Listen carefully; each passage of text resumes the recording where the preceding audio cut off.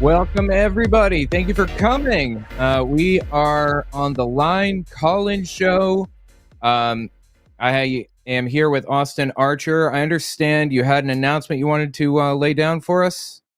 Listen, it's a long time coming, Owen, but I owed the good people of the line, the people who are in our audience, I owed them a fulfilling of a stretch goal promise that I made during our last RFR fundraiser. I said if we reached a certain goal in the hour that I was hosting or co-hosting, I would dye my mustache 2 different colors. I didn't think we were going to get there. And then we got there. And then I was like, okay, well, that was crazy.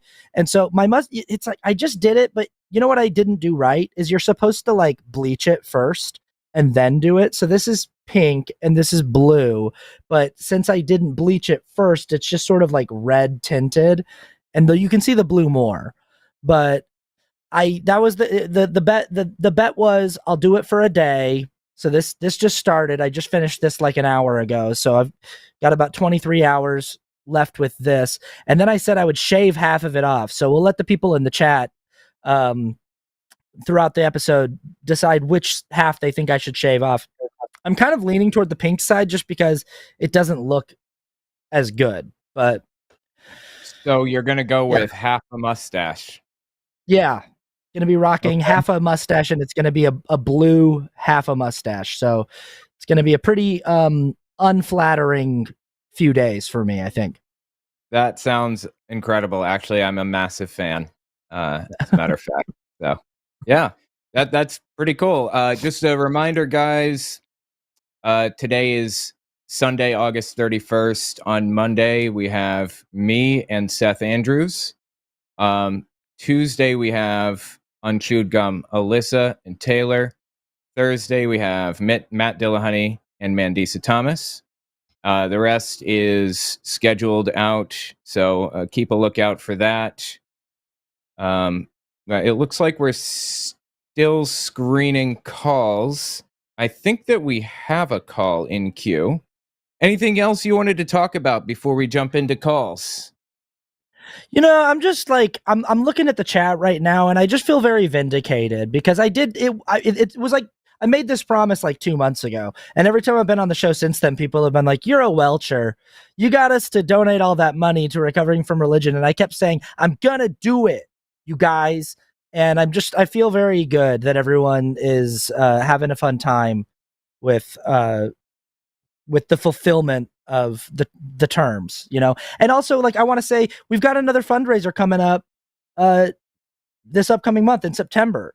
So this is just more proof that, you know, when we make a stretch goal here on the line, even if it takes us a couple months to come through, we come through on our promises for those stretch goals. You know, we don't welch.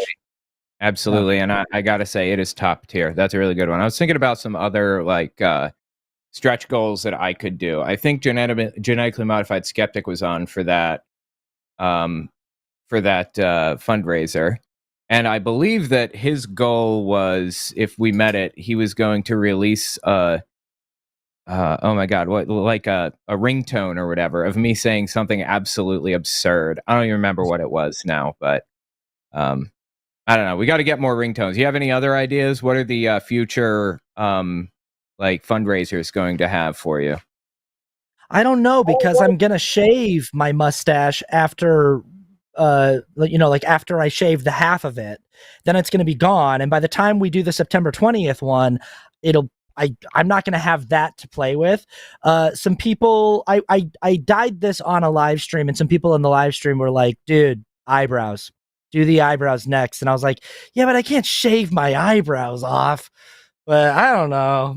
Like I think the lesson that I learned is I need to set the goal higher, because we were at like 13,000 when I was on this stream, and I said if we get to 20, I'll do this, and I just didn't think there was any way we were gonna do it, and then we got to 20 in like the next 5 minutes, and I was like, oh no. Yeah. So I think I learned I need to set the stretch goals higher, and protect myself a little bit. Yeah, that's good. I see somebody saying we should get you to do a reverse Charlie Chaplin where you shave the middle and just you keep the sides, I think that'd be metal. Yeah, that's pretty sick. Yeah, just keep both right there. Yes. Somebody in the chat says we should get Owen to get a Mike Tyson face tattoo. I actually would like to get a tattoo. So maybe a stretch goal will be a choice between pre-approved tattoos or something like that. I do not want to tattoo that is absolutely absurd. Like that zebra thing that's like the mascot or whatever right now. I wouldn't get that. Sure. Have you seen that? No. Oh, no. Okay. It's around. It's because I think Forrest did a drawing a while back, and it was just ridiculous zebra-looking thing that's all mutated and weird. And I don't want a tattoo of that. It's the bottom line. So I might be the kind. I might be the kind of guy who goes ahead and gets that. I honestly, I'm the kind of person who would be like, sure, why not? Most of my tattoos are just things that I was like, sure, go ahead. And it is weird because then, like, you kind of wake up one day 10 years later and you're like, why did I do that? But the attitude at the time was the same. It was like, whatever. Yep. I have a couple tattoos actually that I got that I don't know that I'd say I regret exactly, because it was like a part of my life, and it represents that part of my life. But they were done in some dude's basement, who was practicing or whatever, and they're just like, whatever. But anyway. Want to encourage anybody in the chat who's watching our show, if you've if you believe that God is worthy of belief and you want to let us know on this Sabbath day, call us. Give us a call. 720-619-2288. Our lines are open, and we would love to chat with you. We would love to hear what you have to say. We'd love to hear the best argument you can possibly levy against us to convince us, save our mortal souls from damnation. Absolutely. And if you don't, I'm going to assume that you're too scared. And I think Jesus specifically said, you can't be too afraid to call into live call-in shows who are trying to listen. I remember reading that somewhere in the Bible. So give us a call. In the Gospel of Matthew, right? Right. Yeah. Mm-hmm. Anyway, all right. Well, I tell you what, we do have a couple of calls. Do you want to hit one? Sure. Awesome. I'm pretty bad at telling if they're still in screening. Producer, are they still in screening? No. So you can see above the calls there, it says host queue. That means they've been screened and they're good. If they haven't been screened yet, it'll be in the call-in queue. Cool. Okay. Well, I'm interested in this question from Doug. Yeah. All right. Well, let's hit it. I'll bring Doug in. We got Doug on the line. Him from California. What do you got for us? I was just, calling basically to discuss the whole idea of, whether God is good or not, and the whole idea of morality. Yeah. What do you think? Well, I basically don't care, because I think morality all depends upon the set you apply to it. I think that the Bible kind of puts down like moral virtues and values and then reverses it a chapter later. There is no like consistent set of moral values in the Bible that one can follow. And people's moral values that they espouse and claim they're from the Bible is really just a reflection of their own moral positions. But a dude named Marcion from, I think, the 300s CE famously pointed out that the Bible, the God of the Old Testament, the God of the New Testament are very different, like almost like they're two different gods completely. And argued that Christianity is a completely separate entity from Judaism entirely, and that led to a bunch of anti-Semitism and everything else. But the point is, the Bible is completely, ass backward across the board. So yeah, I agree that the morality of the Bible doesn't really matter at the end of the day, but it's completely different at different chapters, having been written by different authors from different periods of time, of different levels of wealth and fame and everything else. So Yeah, I would also say, I mean, like, I agree with you, Doug, that morality is just sort of subjective based on whatever kind of set you want to apply to it. But it is one of the most common arguments that we get from theists that call in on this show, is that Christianity and the Bible give them an objective morality. It gives them an objective moral standard to strive for. And or common rebuttal to that is just like, you can't have an objective moral standard that is contradictory. Like it can't objectively say two things that directly contradict each other and have both those things be objectively true.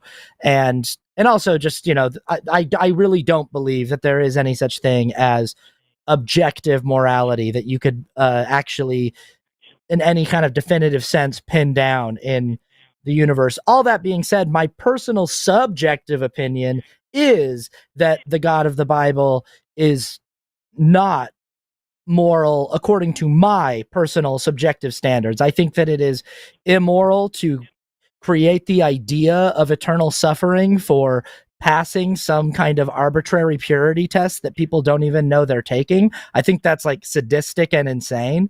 I think that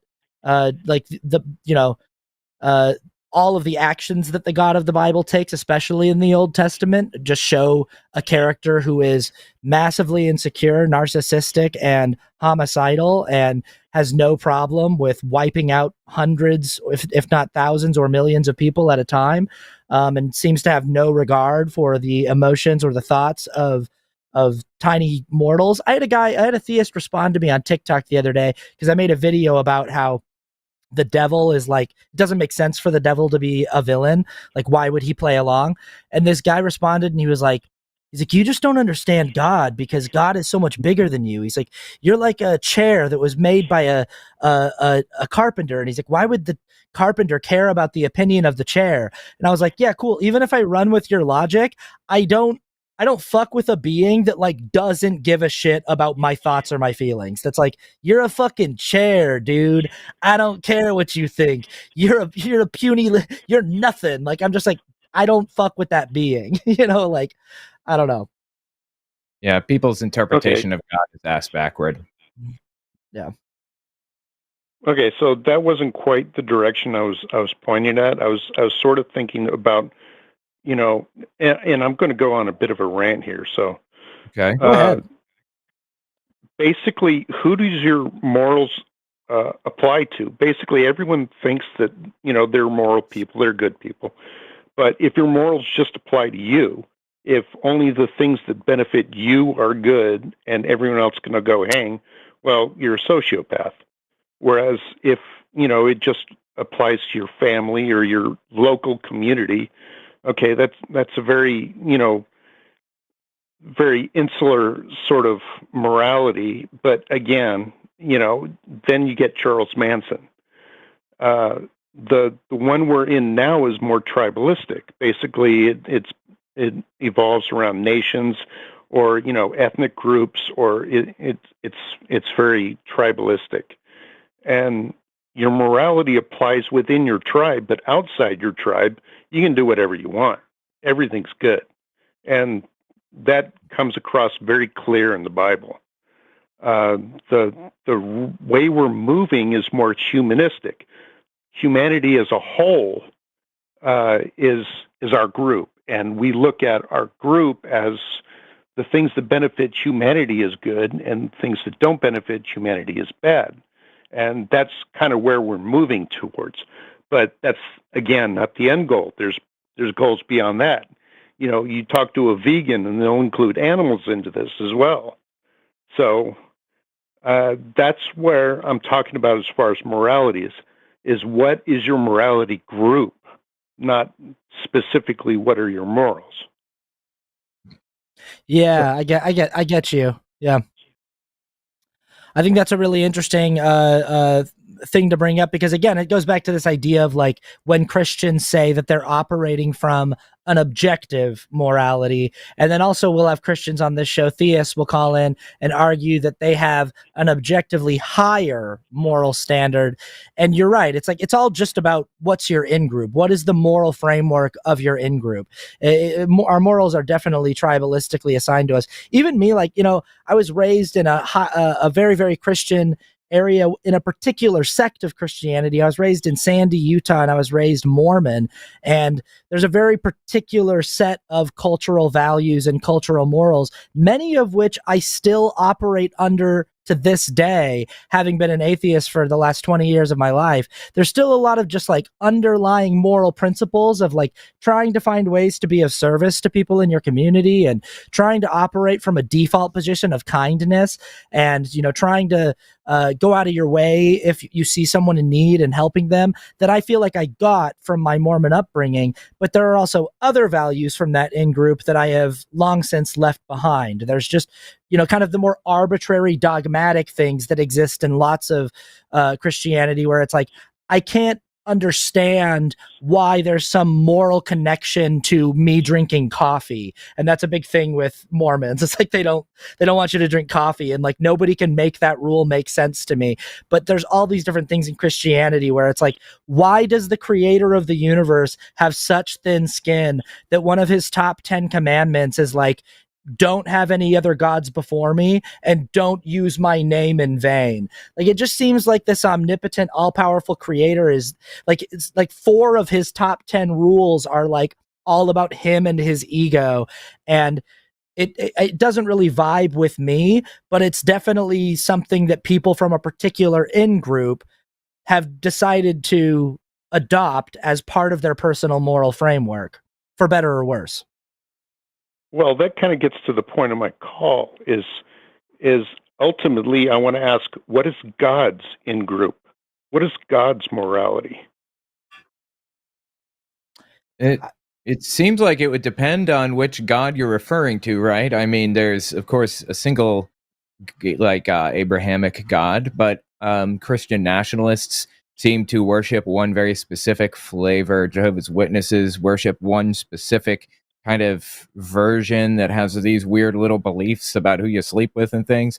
It's all very different, and the morality kind of varies based on which group you're talking about. What do you mean? Okay, well, basically, if you read the Bible, okay, you look at a God who's basically indifferent to humanity. So basically, God may be good. In the God Old is Testament. good for who? Right.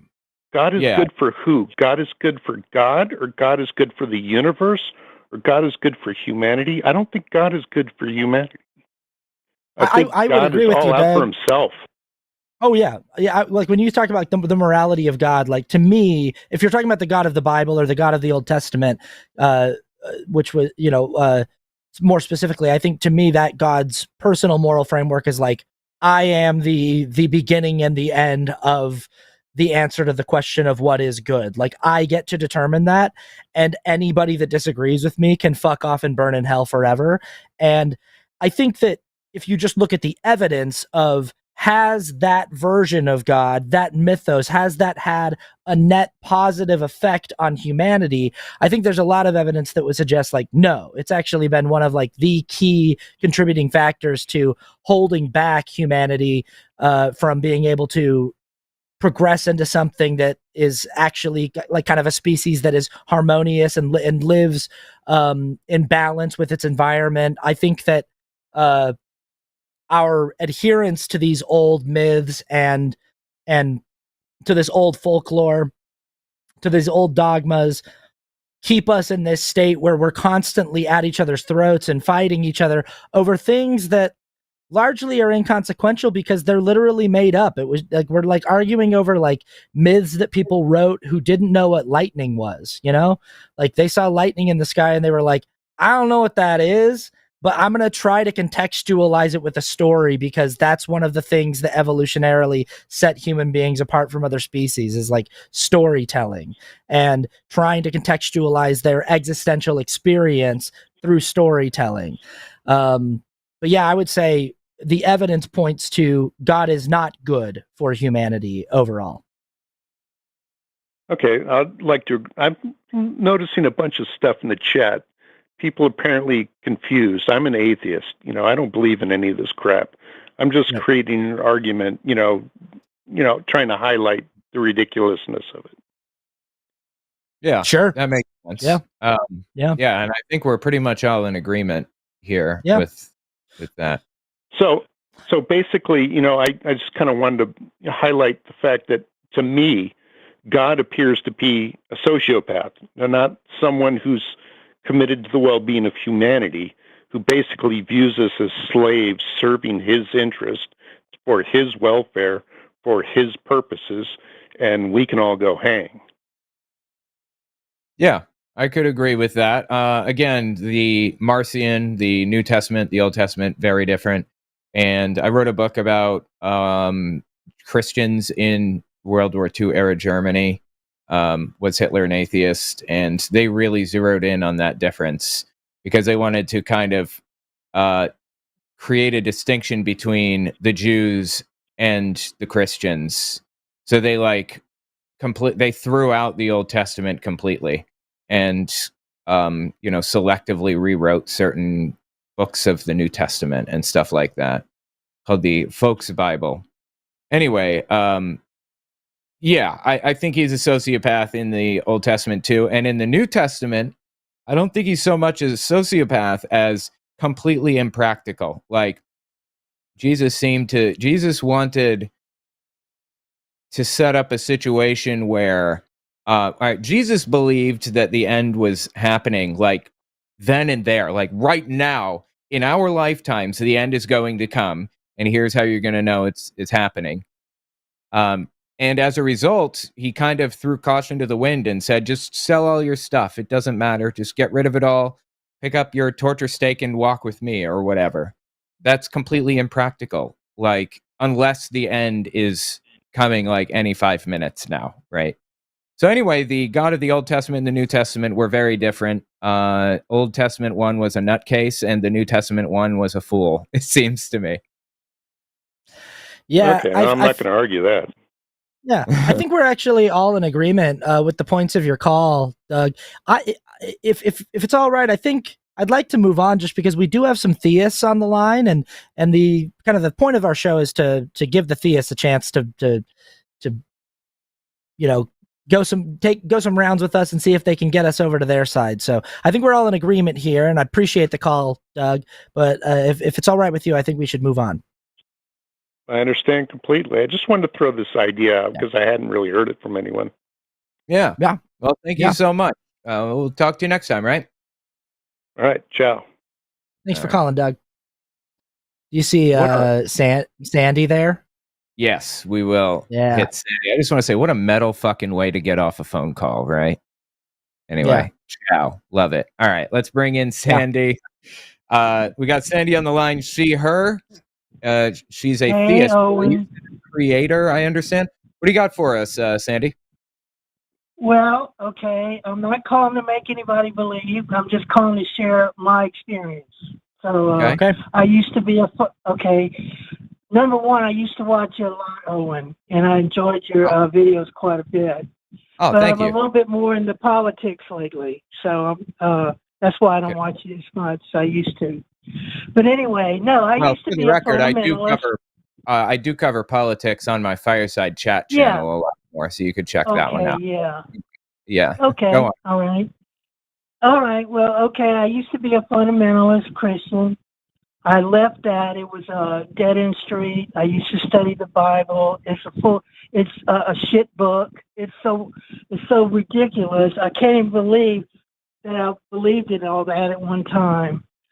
But the reason why I retain any sort of, quote unquote religion, because I don't like religion, because I believe it's just man-made and it's all a scam and it's all, I think it was built on ignorance, and trying to figure out why the world wasn't the way it was. But I've had answered prayer, and that's really all I have. If sometimes I go ahead, I hear you going to say something. Oh, I was just hoping it sounded like you were already gonna do it. I was just hoping for some more details on specifics of like situations where prayers were answered. Okay. I believe obviously there are things like coincidence.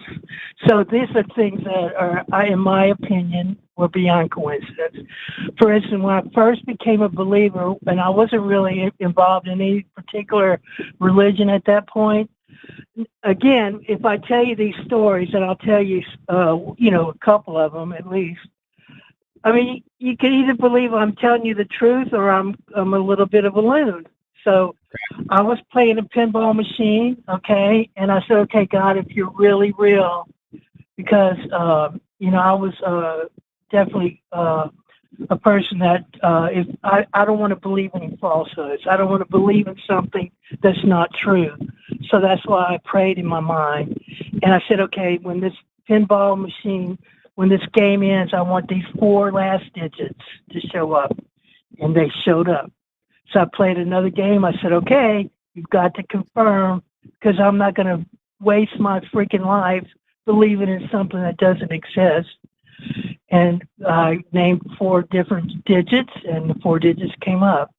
And I've had other things happen, like, asking, for confirmation of certain things, and within seconds, something happens.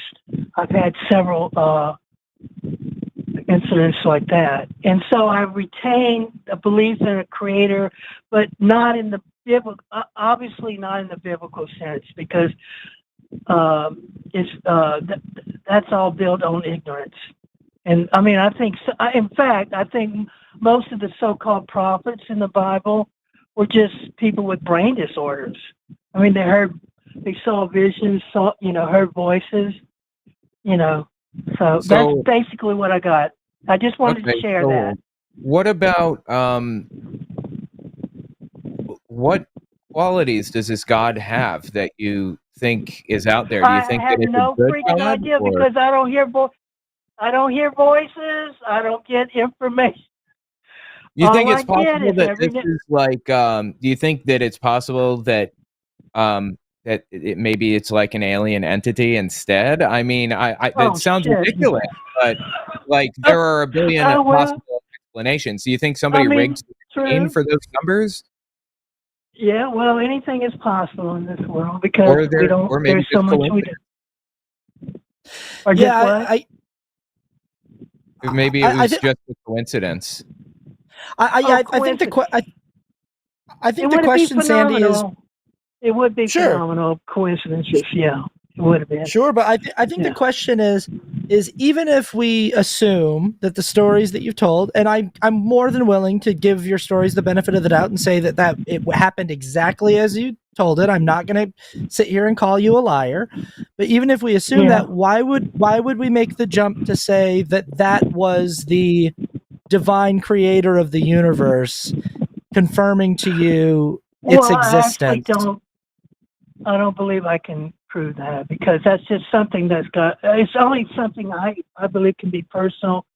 And it may be that it was just, I actually told my brother about it, and my brother's response was, you were just in tune with the universe, in some sort of way, because he doesn't believe in God, And I did tell, go ahead. I'm just gonna say, sometimes, like, I'm a big football fan, and it's football season, and sometimes my football team will, like, it's like a key down, and I'll like envision in my mind them sacking the other team's quarterback. Like, I'm just like seeing it in my head before the play, and I'm gonna be like, and I like look at the TV and I put all of my energy into it, and then they get a sack, and it feels a little magical. It feels a little bit like, did I do that? did I send that? And it's just like, I don't know. Like, like I think it's fun. I think sometimes a little bit of magical thinking can be kind of intoxicating in a way. Like I was watching TikTok the other day, and these guys were talking about the architecture of movie theaters and how they seem like these impossible liminal spaces because they are. Wait, I think we lost you. Yeah, we lost your audio. Yeah, I think I lost. Oh no, I'm back. No, sorry, I'm back. Okay. The architecture doesn't really seem to make sense. And like when you're outside of a movie theater, the building doesn't seem like it's big enough to hold 17 full-size auditoriums. And when you're in like the hallway where all the theaters are, the doors don't seem like they're far enough apart from each other to house an entire auditorium in between the doors. But then you walk in and there's this big auditorium. And I think sometimes magical thinking about otherwise ordinary things can be kind of fun, but I don't think that that's I'm sure if I actually sat down and had an architect explain to me the blueprints and explain to me how it works, it would be rather normal. But I know that, like going into prayer too, my father this week called me on the phone and he just wanted to share with me 2 funny stories that he read back to back in the newspaper. One of them was, it was an LDS mission president. So this is the church I was raised in, Latter-day Saints. LDS mission president had his house broken into and he was shot by a robber who was breaking into his house. And he prayed while he was on the ground, prayed to God, please save my life.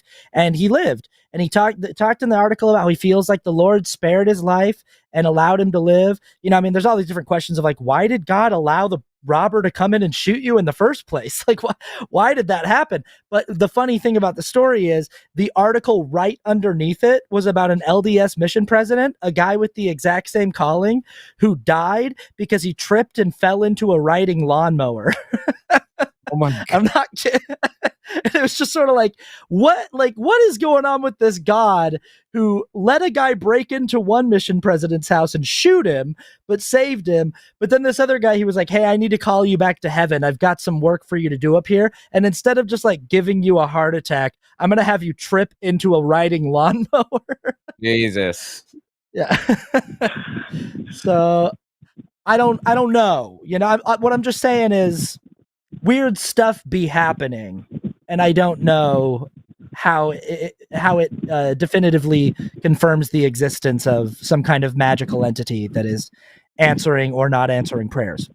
And one more thing on this note, like even if there was a very obvious answer that like I don't know, like Jesus shows up or something, or I start hearing a voice from the sky or something, I think it would be prudent to at least verify that it's not a trick, right? Like even then, verify that like it wasn't aliens or whatever, or somebody trying to take advantage of me or playing a prank on me or something like that. Seems like the logical best choice even then. I keep hearing a beep. Am I still online? I'm not sure. Yeah, you're on. You're I don't still think here. Oh, okay. Yeah. Okay. Sandy, I've been muting you because there's a lot of background noise on your line. Like we're getting a lot of like rustling. I have a fan So on me. I'm sorry. Let me turn the fan off. No problem. Maybe that's the problem. Okay. Is it better? Yep. Yeah. That's so much better. Good. It was the fan. Yeah, it was a desk fan. Yeah. Well, okay, guys. I just wanted to share that. I mean, I don't believe in religion. Okay, I hate the Bible. I studied that piece of shit for 10 years. And it's, there's some wisdom in it here and there, but, it's real. I don't want, I've just had answered prayer, and there's been much more than I gave you kind of two of there's some I don't want to share because it's a little bit too precious, but I gave those 2 examples. And yes, it could have been a phenomenal coincidence. I agree. Could I posit a possible explanation that I think is just kind of fun to think about? So there's people who, there's people who think that something that goes to simulation theory. I don't know that I believe in simulation theory, but I also can't definitively disprove it. The idea that we live inside of a really complex designed simulation. Is the double slit experiment, where you're shooting light photons through these two slits, and based on whether they're being observed or not observed, they go through at a different pattern. That these molecules will behave differently based on whether or not someone is looking at them. And so some people who believe in simulation theory will say that the reason why that is it's a simulation that doesn't actually exist. Like it's like a video game where like there's parts of the map that don't exist unless you're there looking at them. Like unless you travel to that part of the map, it's not actively being rendered. Right. It's kind of like the string theory. That something doesn't. Yeah. Absolutely. And so there's a possible like quantum explanation that says when you're putting your focus into, I want to see these four numbers, any four numbers could come up, but somehow you're quantumly entangled with awesome. And also if we talk about time not being linear, if we talk about, that we only experience time in a linear sense because of the way that our meat sack computers work, that we're experiencing entropy in a linear sense, but really it's like you have the ability to be entangled with like a quantum superposition that's 2 minutes in the future, so you're able to see four numbers that are going to pop up. There are lots of different fun explanations that could hypothetically be true, and I don't necessarily think we always need to default to a magic being was letting me know that he exists by but they're all like very fun, very like fantastical, crazy, weird explanations. Well, I guess phenomenal coincidence can happen. So, and I've had some that I wish I could share, but I just can't. Those were the two kind of minor ones. But I appreciate you taking my call, and and I will check out your other videos. Okay, sounds good. Yeah, fireside the chat. The ones that are more on the political side. Yeah. Yep. Yeah. Awesome. Well, thank you so much for calling in. The chat's very mad at guys. Thank you, Sandy. Right. The chat's very mad at me because I wasn't doing a good enough job explaining double slit. The double slit experiment. Sorry, you guys. I am not a quantum physicist, and I am I can't off the top of my head speak about it as eloquently as I would like to. I apologize, everybody. No, it's. I mean, I think a lot of the. I think the point you were making is that there are a billion fantastical explanations for this, and none of them involve God, right? Like it could be simulation theory or aliens or whatever. But I actually looked into the double slit experiment thing out of curiosity a while back, and there is actually an explanation for it, a logical, easy to understand explanation.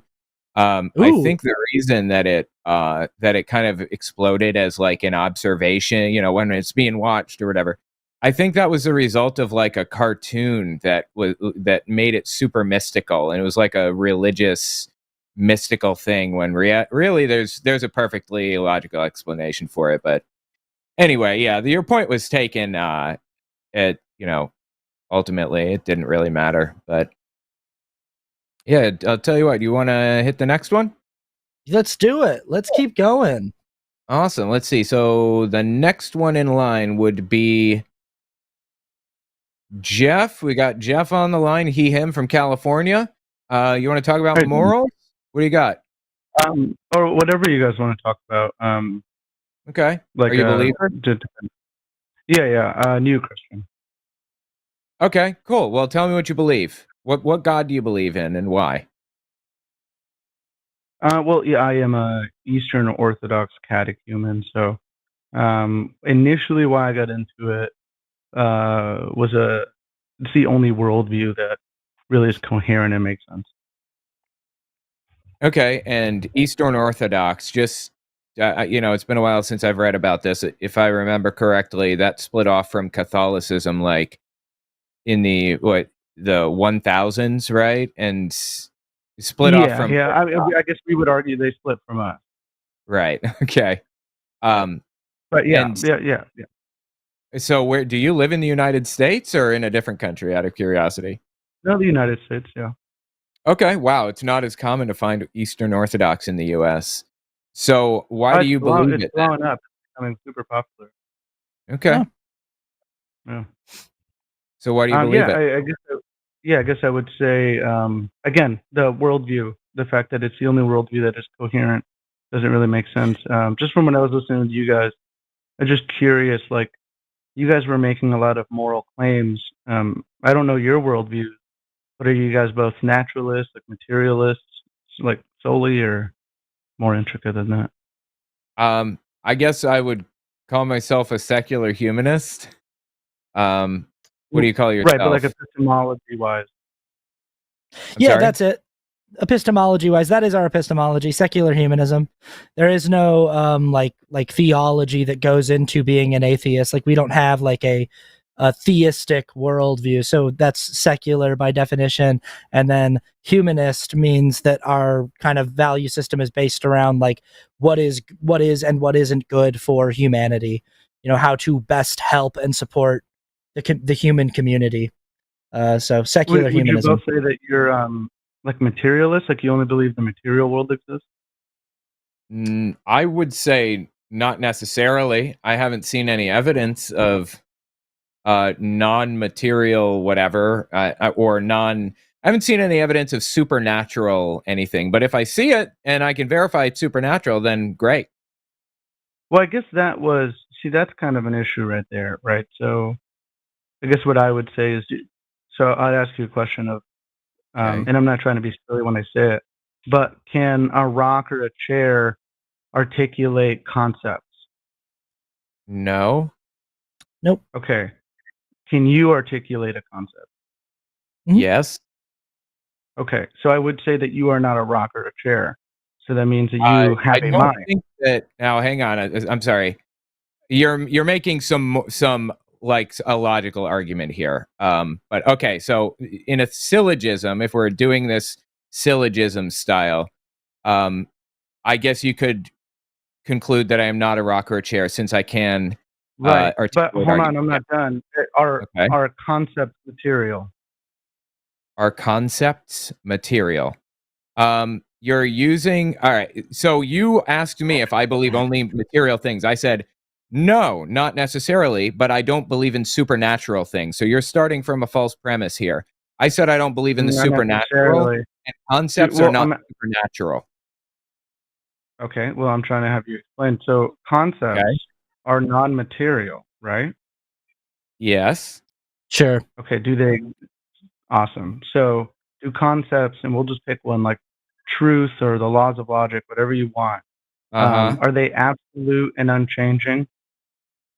It depends on what you're referring to. Cool. Does the concept of truth or the laws of logic, do they change? I don't know. Like, okay, what are you getting at? Just, I'll say no, they don't change. Go on. Okay, great. Can you create these? Like, I know you and me can create a concept that is dependent on our own physical brains and bodies. Like, you and me can create a concept of a story or an idea that is held within our mind, and we can only share it verbally with others. But we can't create a concept that is universally shared throughout all humans. So I would say that concepts that are universal, like truth, logic, morals, the reasoning, knowledge. I can't create morals or reasoning. Can you create a new concept like good? I mean, I can come up with new concepts. People come up with concepts all the time. Is that what you mean? Did you hear what I said though? About like being I'm able trying to to articulate what I think you said, but is that not what you were trying to imply? You can create a concept that is limited within your mind, right? Are you asking if it's possible for me to come up with a new idea? The answer is yes, I can come up with a new idea. Can you create a new idea that is shared universally between all humans at the same time? No. No. Okay, great. Would you say that the concept of truth or the concept of good is universal? No. These are subjective concepts. We talked about this earlier with Doug. So I'm not giving a right, reference. but you want the answer to but you want the answer to be yes, but it's not yes. I can see that you're trying to lead us. You're trying to breadcrumb us down this road. I know, Jeff. I already know where you're going, though. You're trying to breadcrumb us down this road to go, oh, but aren't truth and those things universal? Then if humans can't create things that are universally believed amongst all people, it must be God. I don't agree with you that truth and logic are these universally agreed upon concepts. I'm not even giving you a conclusion. But Jeff, I'm telling you, how do universals I know, and I didn't ask. I know, and I didn't answer the question you needed the way you needed me to answer it in order to make your bad argument. You didn't answer it. All you started spazzing out. I did answer it. I said no. You said, "Are they universal concepts?" And I said, "How do universal concepts begin?" There are no universal concepts, Jeff. I didn't say yes to the question. Jeff, you can't just keep going when you didn't get the answer you wanted. Is the concept I said of truth no, universal? Jeff, I told you no. You wanted the answer to be yes so that you could make the argument, how do we come up with a concept that is universally agreed upon if humans can't come up with universal concepts? You wanted me to say yes so that you could go on to that. I didn't say yes, Jeff. I said no. So you can't just keep going. So, I said no, Jeff. I said no. Okay. The answer is no. Okay. So, Jeff, you have nowhere to go after that. Claim? Is that a universal No, it's not. No, there is no such thing as a universal claim. That's what the fuck I'm saying, Jeff. There is no such thing as a universal claim is a universal claim. Oh my God, no, it's not, because you disagree, Jeff. You agree that there are universal truths and that claim. You're trying to. Oh my God, you're playing word games and getting into paradoxes of I'm saying the thing saying there's no such thing as a universal claim is a universal claim. It's a subjective claim that I'm making. You asked me my subjective opinion, and shut up. You asked me my subjective opinion, and I gave you my subjective answer. And the answer wasn't what you needed it to be to make your bad argument. So you just kept going. You were just like, do you agree? Can you agree with me then, from my perspective, since your opinion is subjective? Yes. So then it's not my opinion is subjective. Absolutely. And my subjective opinion is that your argument is dog shit. Well, I appreciate you saying my argument is great then. I said it's dog shit. I said it's dog shit, why Jeff. aren't you just saying Jeff, that's basically what you're arguing. You can't just have the conversation the way you scripted it in your head before you called. Like you were like, I know, I'm going to ask them all of these. Pretty well, you're spazzing out. Oh yeah, because I'm crashing out. You're doing well. Absolutely, Jeff. That's what that means. That's the objective. That's always, whenever you make your opponent upset, that means you're winning an argument. You fucking dipshit. I just muted you, by the way, because you're on our show, and I have control over when you speak and when you don't speak. So this is what happened, Jeff. You called in and thought, I'm going to lead them cleverly with these breadcrumbs to this conclusion that they will inescapably be trapped by. So you started asking all these questions like, do you believe in universal concepts? Can humans create universal concepts? We said, no. And then you were like, but you wanted then you go, do you believe that a universal concept can exist? You wanted us to say yes, so you could go, well, if humans don't create universal concepts, it must be God. But we didn't say yes. And then you just kind of kept asking the question, is there such thing as a universal concept? After I had already said no, 30 times in a row, you just kept re-asking the question, hoping to get a different answer so that you could follow your script. You're not doing a good job, Jeff. The script fell apart and you didn't have anywhere to go with it. So, all right, let's one more thing to add to that. If you notice, it started out, do you believe in only material things? And when I completely shot that to pieces, he switched it up. So there was a script, and he switched the script right in the middle of it. So good job on that one. All right. We're going to bring you back on, Jeff. So let us know why you said earlier. Do you guys feel better after having a little powwow? Yeah, I mean, because we are you're not doing a good job, Jeff. This isn't going well. Fine, I don't care. I don't care about your review of my argument. You didn't make an argument. You Shut didn't the make an fuck up, argument. Jeff. Yes, Make an argument. Jeff, just because you're not listening doesn't mean I didn't make an argument. Just Do because you know anytime, for sure, I mean, honestly, real question. Do you know for sure that you have a mind? No, Jeff, what the fuck are you trying to prove? Okay, well, I guess I don't talk to chairs. I guess you're a chair.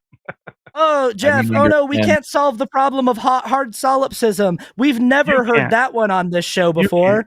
You can. Even, like, articulating an argument, or what are you doing? What are you doing if not articulating? All right, hold on. I'm sorry, Jeff. Give me, I muted him. No one can solve the problem of hard solipsism, including Christians. And just because you claim that you can solve it doesn't mean you can actually solve it. Okay, it's you. I'll let you unmute him when you're done too. Yeah, go ahead, Jeff. Explain to us how you can solve the problem of hard solipsism. That's the claim you just made. That's what I would like to hear. Yeah, okay, so you guys keep muting me. Okay. Yes. I would say that solipsism can't be a thing because I'm not a physical thing. I can interact with concepts like truth or logic, knowledge. So I must have a mind. Therefore, I live in a reality. Okay, but that doesn't mean that reality doesn't take place inside of like a brain that is isolated from like the actual reality. Couldn't the reality be perceived from within your brain in the first place? You mean like, do I have a VR headset on? Yeah, maybe you do. Maybe you're just a brain in a vat. That's solipsism. Were you aware? Yeah, even in that realm, I would still be making logical. Did you not know what solipsism was? I don't think he knew what solipsism was when he said he could prove. You're asking me if I have a mind. I said that I have a mind because I can interact with concepts. No, no, that's not what we asked you. That's not the question we asked you. No, he didn't know what solipsism was. You don't know what solipsism is, do you? Do you guys keep muting me? No, we're not muting you. No, Jeff, we're not muting you. It's clear you weren't listening. I asked you to prove that hard solipsism, that you like to prove that's not a viable. Again, it's not just a one. For me, it's my whole worldview. So it's not just a one argument thing. It's the entire worldview that I'm working with. Prove it. But I'm telling you, it's not about proving it to you. You literally can't. Why would I prove something to somebody who doesn't know they have a mind? You literally talking to a chair. I'm telling you, my whole worldview. It's a worldview. Jeff, I'm muting you again. That's what solipsism is. You're probably talking right now, but nobody can hear you. So listen. That's what solipsism is. You asked if I know for sure I have a mind. Listen, as far as I'm aware, by all available evidence that I can observe, I think I have a mind. I think, therefore, I am. And as far as I can tell, I am an individual consciousness inside of a meat computer brain, inside of a cage of bones, surrounded by an epidermis, filled with goopy organs. As far as I can tell, solipsism says there's no way I can ever know for sure that anything is anything, that I'm not living inside of the dying dreams of someone who is, gasping their last gasp they're on some crazy DMT trip, and I'm a part of that in this universe that they're tripping through, and that we're all a connected consciousness in the dying gasp of this person. There's no way I can't know I'm in a simulation on an alien spacecraft. There's no way I can't know that we don't all exist inside the brain of a giant dog somewhere inside of an even bigger universe. That's what solipsism is. So when you're asking me, do you know for sure you have a mind? I'm saying no, but that's what solipsism is, and no one can actually definitively answer that question. And you said, I can, and then we brought you back in and you went, well, my subjective worldview says that I definitely know. Like, Jeff, you have no idea what the fuck you're talking about. Bringing you back in, bud. Yeah, again, man, you guys just keep muting me and start spazzing out. Even the question is malformed because it presupposes that you have knowledge, right? So in a solipsistic world, knowledge is impossible. You can't. You just sneak in the presupposition that you have knowledge and you know things. that you guys can't do You're that. the one because you claiming can't to know justify things. knowing things. No, you don't understand. You're trying to make arguments, but your worldview doesn't even hold to truth or logic or reasoning. You can't even debate with me because you can't even account for your mind. I mean, you're that stupid. Honestly, Oh my you're really God. stupid. Okay. I feel bad for you guys. And I Okay. Jeff, I really don't appreciate actually- you guys passing out. It was a great clip. I can't wait to show all my friends. Oh, Okay. man, I'm sure your friends are going to be really impressed with you, Jeff. They're going to be really impressed with that Go for a clip, run, bud. eat healthy. You have a mind, I promise, okay? You have a mind. You're Okay. real. You're real. Jeff, you're a fucking dipshit. Stop You being a ate, boomer, dude. Stop you being a absolutely boomer, ate right? shit on this call, All right. Jeff. I'm sure. You look I'm like sure a you fucking do, idiot buddy. on this call. Okay. All right. Sure, well, thank pal. you for calling, Sure. Jeff. These other cringe Sure. atheists don't Sure. like me. That also don't know that. Sure. Bye-bye, All right, Jeff. he's Shut the gone. fuck up. Jesus Christ. All right. Yeah, Jeff, it seemed to me that Jeff was trying to follow a script and didn't fully know where to go when the script deviated. And also was unfamiliar with the meaning of a lot of terms. Unfamiliar with the he didn't even know what like solipsism was, and just kind of winging it. When he didn't know what to say next. So anyway, thank you for the call, Jeff. I appreciate that. That clip's going to be so impressive for Jeff's friends when he goes like, watch as I try to get them to follow my script, and then when they don't, I completely fall apart, and then I pretend to know how to solve hard solipsism, and then I demonstrate that I don't actually know what solipsism is. It's cool. I totally own them.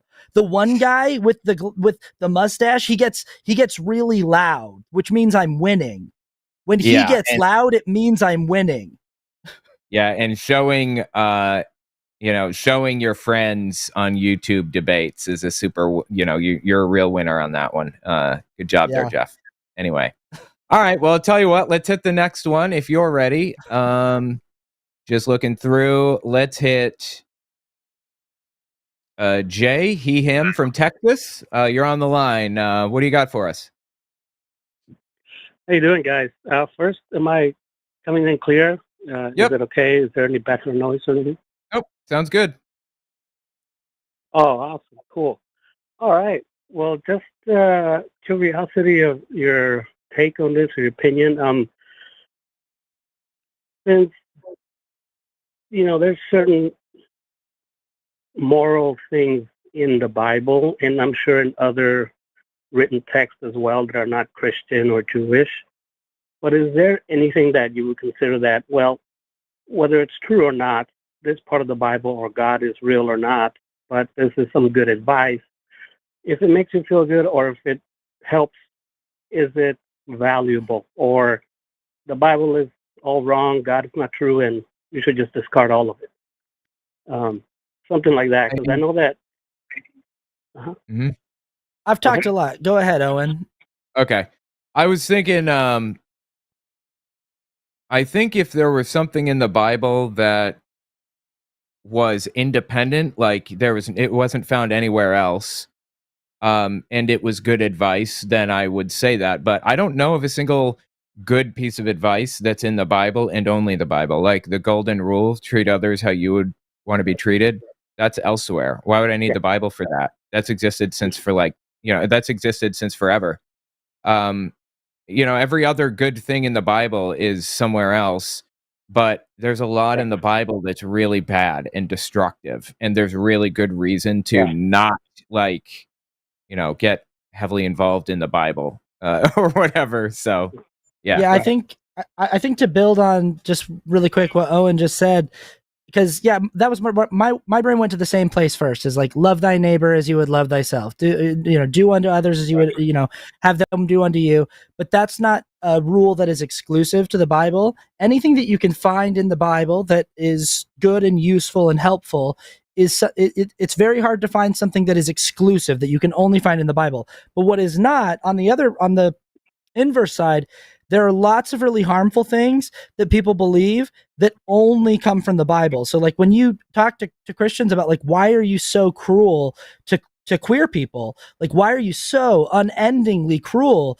to gay people and bisexual people and trans people and non-binary people? It always comes back to, well, God is very clear in the Bible about it, and they have absolutely no outside justification. There is nothing else in the world that justifies this irrational cruelty and hatred, and it comes exclusively from that book. So I just don't see why anyone should be going to it as a source for, like a good guide on how to be a good person.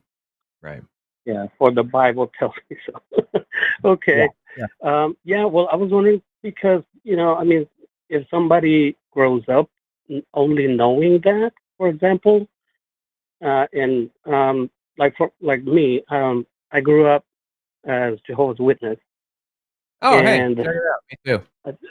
Yeah, Owen, I know. Yeah, that's right. Yeah, and I know. I think sometimes there's another host. I don't remember. I think it was Eric but anyway, Eric. Yeah. But so every now and then, I saw a video that I heard Matt and I think somebody else in another video. I'm not sure if it was Promise or one of the other ones that had mentioned that,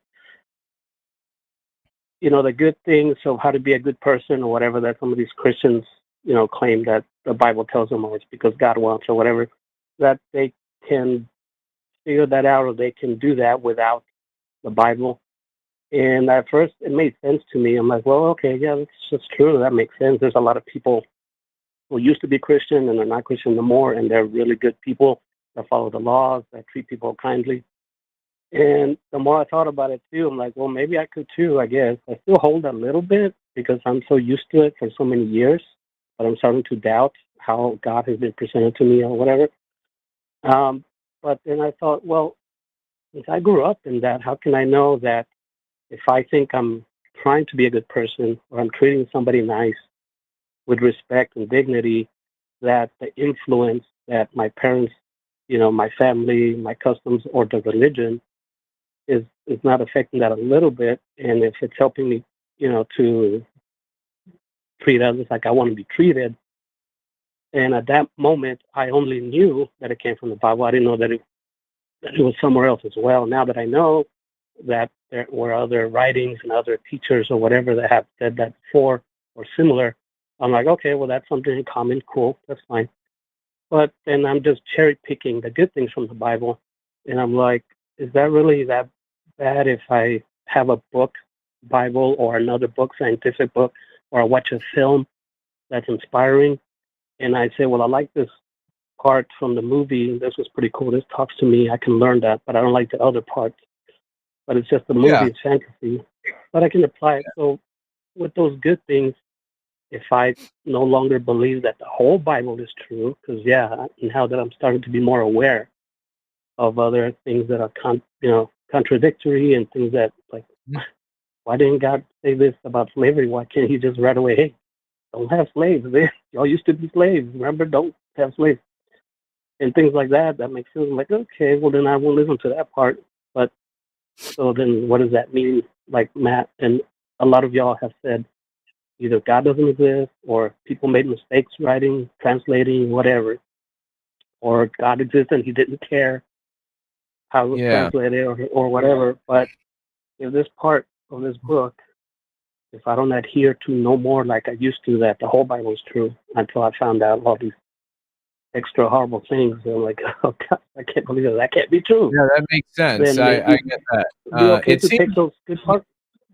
Yeah, it seems like it's not really possible to. I said this earlier, but it's not possible to use it as your moral basis because it's so different across so many books. It was written by like over a dozen authors of varying degrees of wealth and fame and power over thousands of years or hundreds at the very least.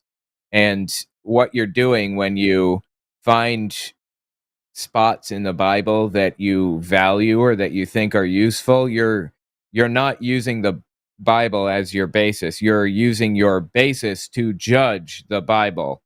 It's the other way around. And that's what everybody is doing ultimately, Kenneth Copeland is not using the Bible for his morality. Trump or whoever, whatever other person, they're not using it for their morality. They are using their morality to pick out the spots that they like the most. Did you know the Bible endorses abortion? It says you should get an abortion in some cases, like if your wife cheats on you, for example, Numbers 5:11-23. But you never hear those verses from people like Kenneth Copeland because they're using their moral to judge the parts of the Bible they like the most. Well, that's interesting. Yeah, that's starting to make sense too. I guess until I start to overthink it, come up with a different thing. But that makes sense right now. Yeah. Yeah. I'll tell you one thing you may find useful. Instead of looking for spots that support what you already think in the Bible, why don't you write your things down and say, this is what I view as moral. Use your own morality as the basis for like your worldview and form it out more clearly, Yeah. I think that part of that too is because if I write, like you said, those down, try to really think, what do I believe or is moral or what, like you're talking about. And then I think, well, where did that idea come from?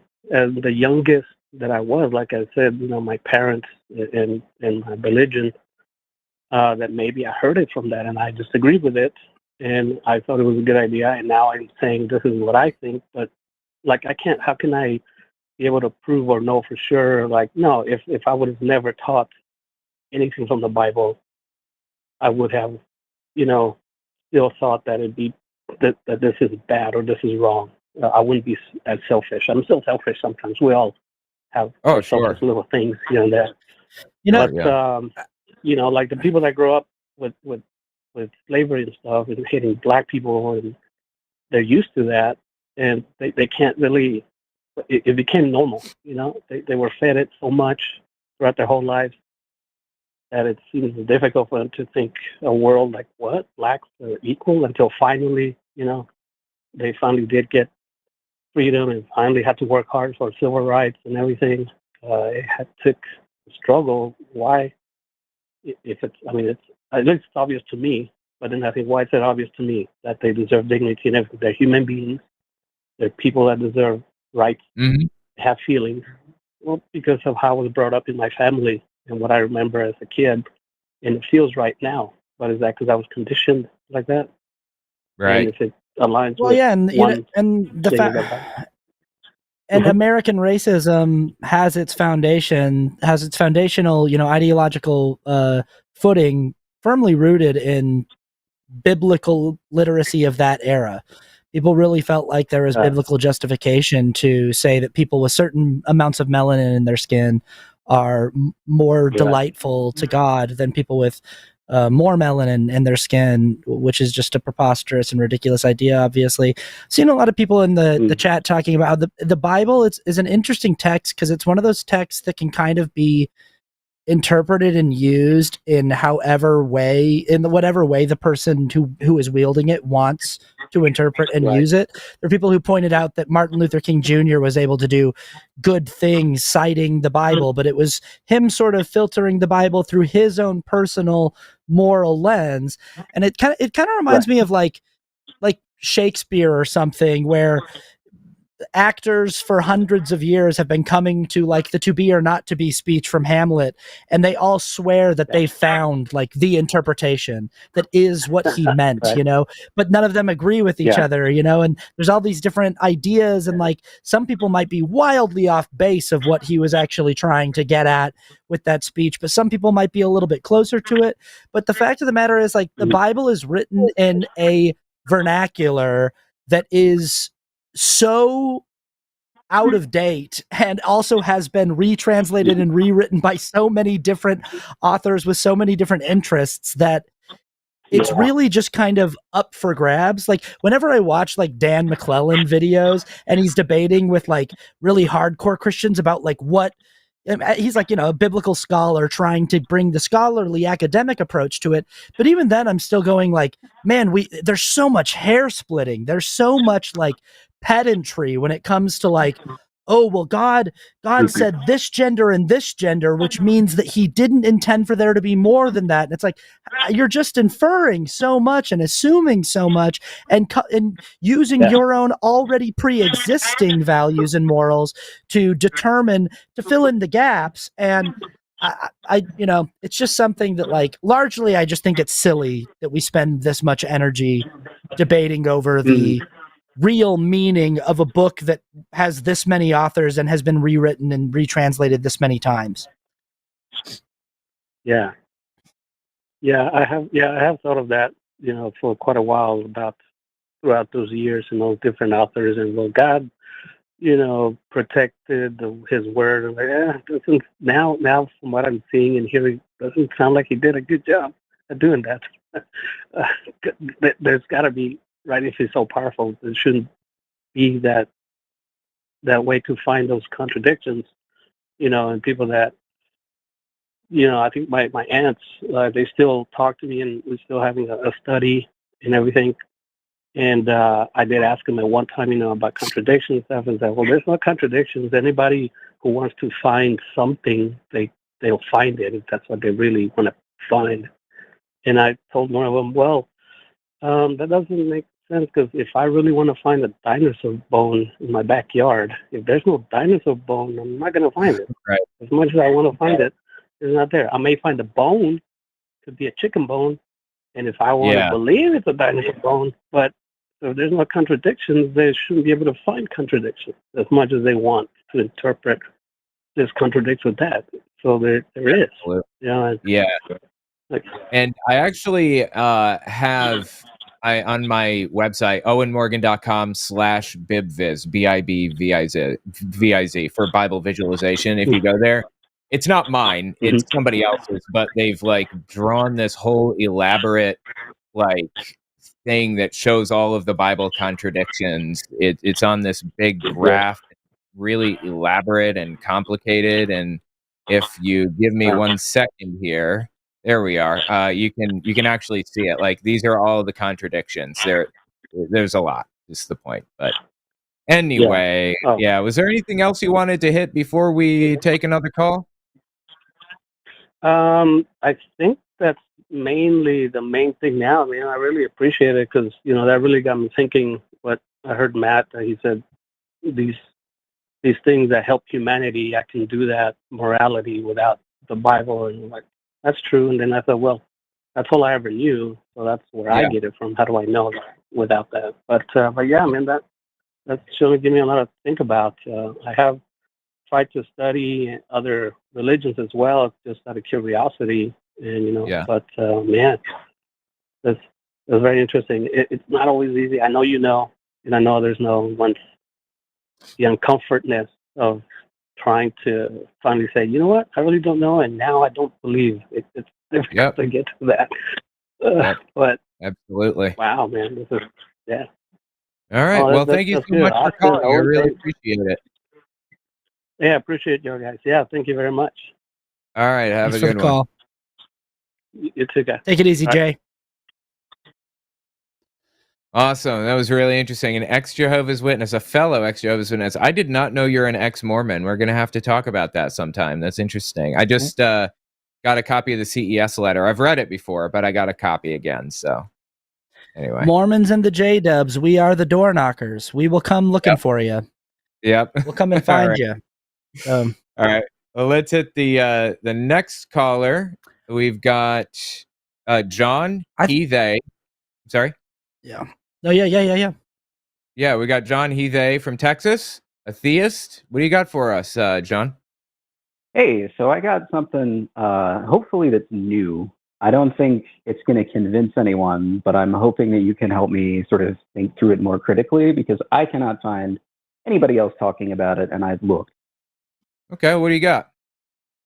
So, just to kind of like land the plane first, I have an argument for divine hiddenness. So the idea is that God, isn't revealed in like a book or, an empty tomb or anything like that, but he's like hiding out for some reason. And so like that's kind of why there's no, I think we'd probably agree. There's not sort of great evidence for God. Evidence is mixed at best. And so that's kind of what I want to talk to you about. All right. Well, lay it on us then. Sure. So where we're going is going to go through something close to the dark forest hypothesis. If you've ever heard of that. I don't think I have, but just in case the audience, anyway. Yeah, go ahead and lay it out, John. Yeah. So the way that I think about this is I'm, looking around at the world, same as you, and there's a food chain, right? We got big fish eating little fish. And my observation is that this food chain seems to have a kind of structure to it. In other words, you got like a small number of apex predators on top, and then they're eating more and more, animals as you kind of move down this pyramid. And so you got sort of a lot of prey on the bottom. That sound about right to you? Like, is that kind of your intuition? Yeah, and just so everyone, if anyone in the audience is unclear on dark forest, it's sort of an answer to the Fermi paradox, which says if intelligent life exists in the universe outside of Earth, how come we haven't heard from them? The dark forest is sort of an answer that says oh, well, maybe it's because there are predators out in the apex predators out in the cosmos, and the other intelligences that are aware of them just know they know well enough to be quiet. And we're a stupid species that's making a lot of noise and sending radio frequencies out there, and we shouldn't be. But that's dark forest. So you're talking about sort of an ecosystem here with, a food chain basically, and dark forest just kind of expands that out to the size of the cosmos. Yeah. So kind of the thing that I am kind of looking at or confused about is that it seems to me very unlikely that I would just happen to be the apex predator. That seems kind of weird. Kind of seems like we have, one of those on this planet and, 10 million or so species that aren't on this planet. I think that's probably overstating the case by quite a bit, but it does seem sort of unlikely that I would kind of wake up and, look up and find nobody trying to eat me. That's not normal on Earth. Okay. So you're saying you're using that as a justification to accept the dark forest? What is it? It's not paradox. It's dark forest. Hypothesis. Dark forest theory or hypothesis. Yeah. Okay. Yeah. So that's your basis for it, is that we aren't being attacked, basically? Yeah. So I think there are several options. I think the dark forest hypothesis is one option. But kind of where I'm going with the food chain argument is that I think, there's reason to question our observational evidence that we're not being eaten, because it seems kind of likely that we would be. That seems kind of that makes sense. But think about it this way. An earthworm who is just born and who is not coming to the surface, or maybe just a bacteria or whatever, is not being eaten. Yeah. Not everything is prey to something else. Yeah. Sure. So maybe we're just so far down a hole or down in the ocean or whatever, proverbially, that we're just not on anything's radar. Yeah, I think that's completely possible. I guess kind of where I'm going with this is it seems to me if you're saying there may be even more things above us than I, would naturally think, those kind of seem more likely to be deity candidates to me. They kind of seem to meet, you think about a deities, people just would describe them as powerful or working in, strange ways that we don't understand. That kind of seems like it kind of meets a lot of the criteria. Also, I'm curious, John, why is it hard or unlikely for you to accept humans as the potential apex predators of this planet? Is that why is that a problem to say oh, I guess there's nothing really bigger than us? I mean, there are bigger things than us that could absolutely eat us and fuck us up if we got in a tangle with them. I definitely wouldn't want to fight a bear, but in general, as a species, we seem to be the species that technologically has kind of dominated in terms of if we collectively had to fight any other species on the planet, we would probably win. But why is that? Why is that so?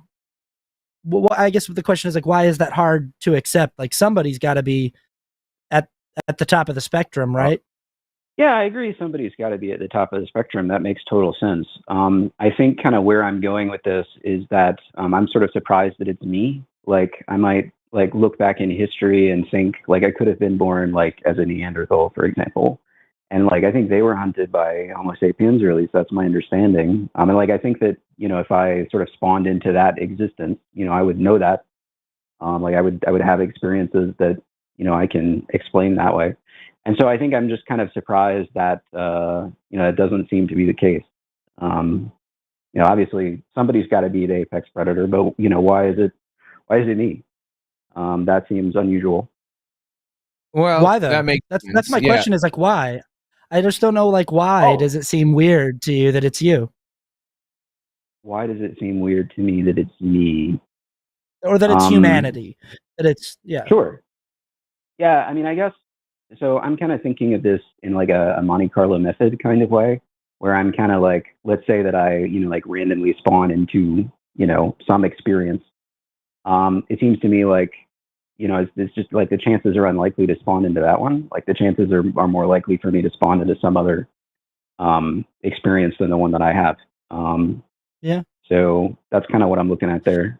I think there are a lot of like. I get it. I get it. It's weird to be on an Earth with this many organisms and be the only one that are like be a part of the only species that's like building space rockets and stuff. Like it's weird.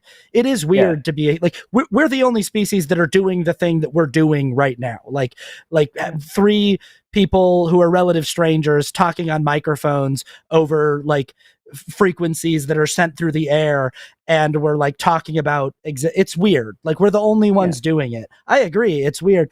I'm sort of waiting for the part of like how this gets to an argument that goes for the hidden God problem.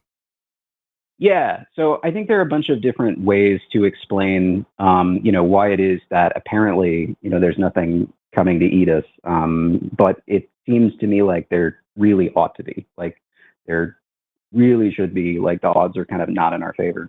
The dark forest hypothesis is one. So like that's the idea that everybody's like knows better than to announce their presence, because either they're going to get eaten by something else, or they're trying to hunt something and they don't want their presence to be known.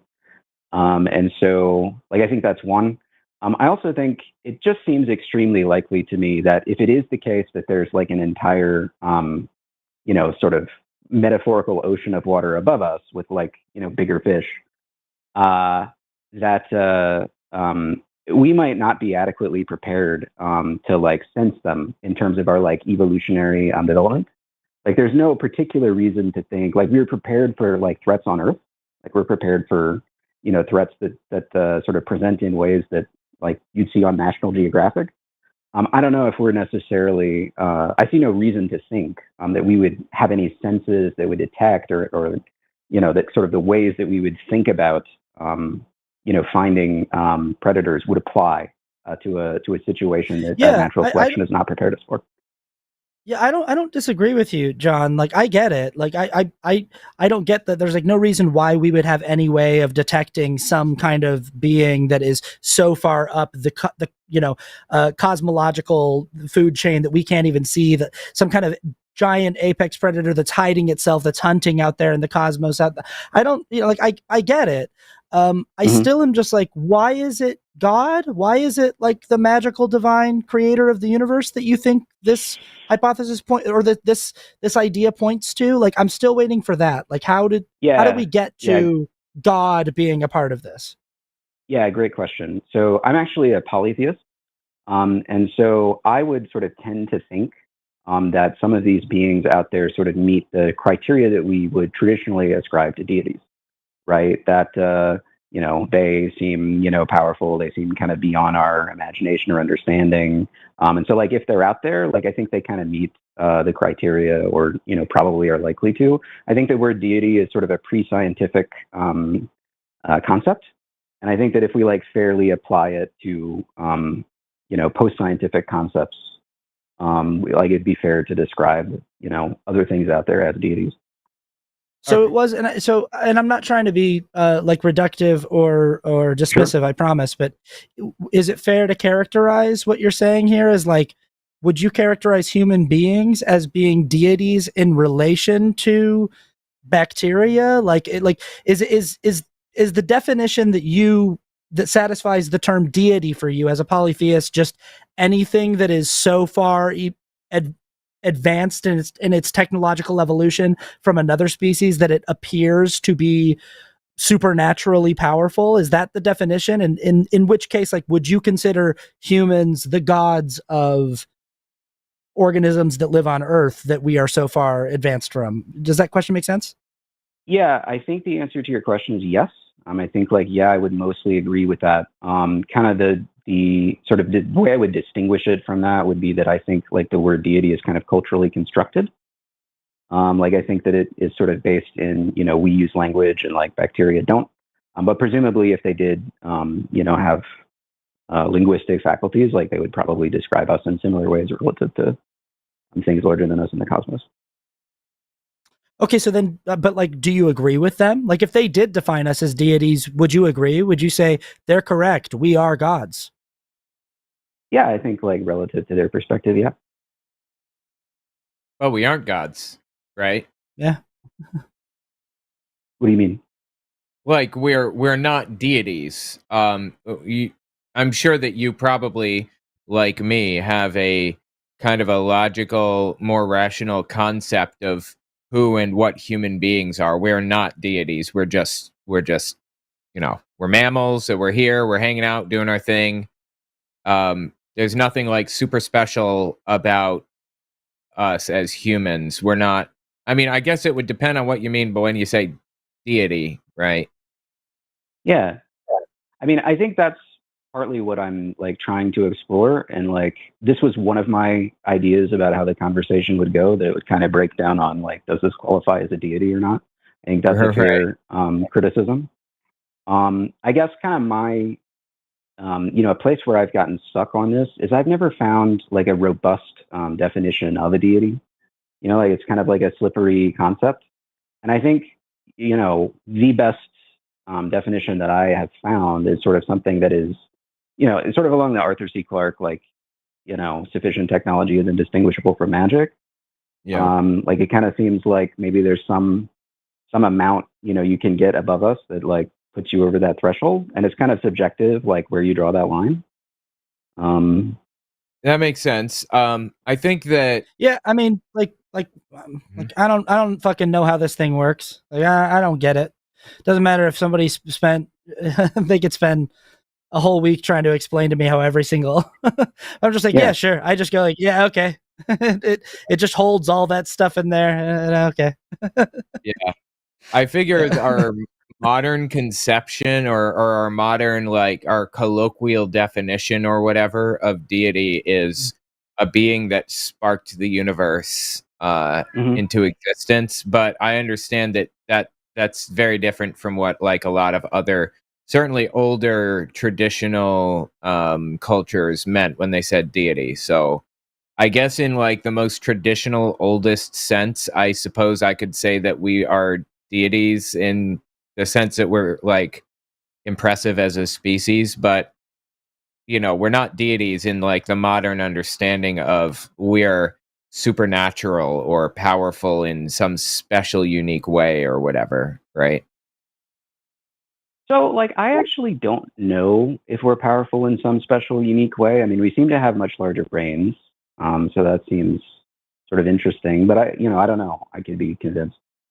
I gotta say, I like the concept of like beings that are far more advanced than us, that are like way more up the technological chain, having a conversation somewhere that's similar to this one right now, where they're like, "Are we gods?" They're like, some of them are like, "Nah." They're like, "No, we're just like interdimensional travelers." That they're like, but like, no, we're just doing the thing. We're just chilling.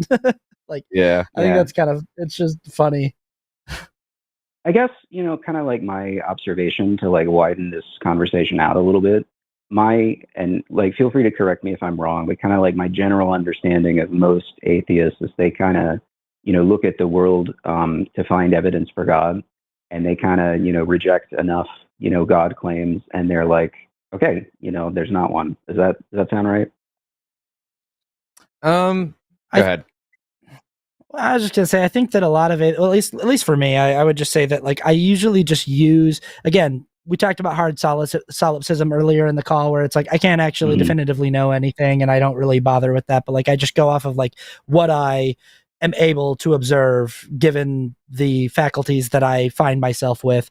And my typical just sort of default position is like I don't accept any extravagant or supernatural claims for which there has not been sufficient evidence demonstrated, and that's just sort of the default position. And so it's like it's not that I like definitively say these claims can never be undone. It's sort of it's another question that like we ask people on this show all the time. We'll ask people, theists will call in and we'll say, is there anything we could say that would change your mind? And they often tell us no. And the difference is with us, it's like there is something you could do to change our mind. You could offer us some kind of substantive evidence. Some kind of evidential claim that we can actually test and observe that would give us a sufficient reason to change our default position. But until then, it's not necessarily that. I think a lot of people have this idea that atheists sort of like short-sightedly or arrogantly look at the world and go, well, I don't see this God you claim, therefore I'm sure it doesn't exist. It's like, I'm just taking a default position of like, I'm not going to believe in something that there is absolutely no evidence for until I get that evidence. And I'm not saying that evidence for sure doesn't exist. I'm just saying it has yet to be demonstrated in a way that I find satisfactory. Absolutely. So like, I think the reason, and I like agree with everything you said, I think the reason that I'm kind of wandering in this direction is that one thing, that I observe, I have listened to a lot of these shows, and I hear a lot of theist callers come in and say things, and it seems to me that a lot of them kind of cluster into a very narrow range of what theism might be. And so, if we're interested in like more seriously like evaluating the question, it kind of seems to me like maybe a much broader range of ideas than like happen to have been historically generated so far, might be relevant to that question. And so. I'm definitely hearing you on the whole, like, maybe this doesn't like qualify as a God in your mind, but like, I think that question like deserves its day, even though it's not like a traditional, usually we know exactly what a deity is in these conversations. And I think there are a lot of God claims where it's kind of unclear, like, does this qualify or not? Or I think that's an important question. Yeah. And of course, God, as defined in modern America, has very specific meaning and connotation or whatever. And in that sense, there, as far as I can tell, I'm literally betting my life on it. There is no God. So anyway, if you're using it in a way that I'm not, then we can talk, of course. But yeah. Yeah, I would be interested in how your perspective, because it is interesting. Just because you're right. We do these shows a lot, and we talk about a lot of people who have a definition of that word that is usually in underneath some kind of homogenous umbrella of usage. And this is a little bit of a novelty for me. So just out of curiosity, the question for the show is, why is your God, or in this case, gods, polytheism, why are your gods worthy of belief? Is there a reason why you think we should accept your framework? Why it would be good for us to do that? Yeah, I think, if humanity is in some kind of danger of being eaten, maybe we should do something about that, or we should investigate that, or, try to get a plan together of some kind. I think we should explore that. So that would be the reason. Okay. Yeah, again, it sounds like your view of God is very different from the way that I view God. If you're worried that it's like aliens that are going to come eat us or whatever, as you were kind of laying out, I guess I could say that I would like to be sure that doesn't happen as well. And we have a program called SETI, Search for Extraterrestrial something intelligence, maybe. And they're doing that job, so they can sit over there and do it, and I will appreciate it from afar. They are. They have a very limited number of telescope hours, and so that's a major problem. Yeah. But anyway, I mean, cool. I guess I would agree then, John, that it's as much as we can to the best of our capability. It's good to keep an antenna up for potential extraterrestrial super intelligences that might want to come and eat us. But you're correct. That's not typically what the thrust of this show is. We are typically trying to talk to people who have a supernatural belief in some kind of universe creating or designing deity that dictates some kind of universal morality over humanity. And it doesn't sound like that's the framework that you operate with, but I definitely found this interesting. Is there anything else you want to say before we move on? I mean, I think that just about covers it. I mean, I do sort of think that meets the supernatural definitions, but I don't think that it provides a particular moral framework for humans. So that would kind of be where I would think. Well, it's interesting. Like we said, I found it super interesting. So I really appreciate the call. No problem. Yeah. All right. Awesome. Yeah. Cool. Those types of calls are very interesting.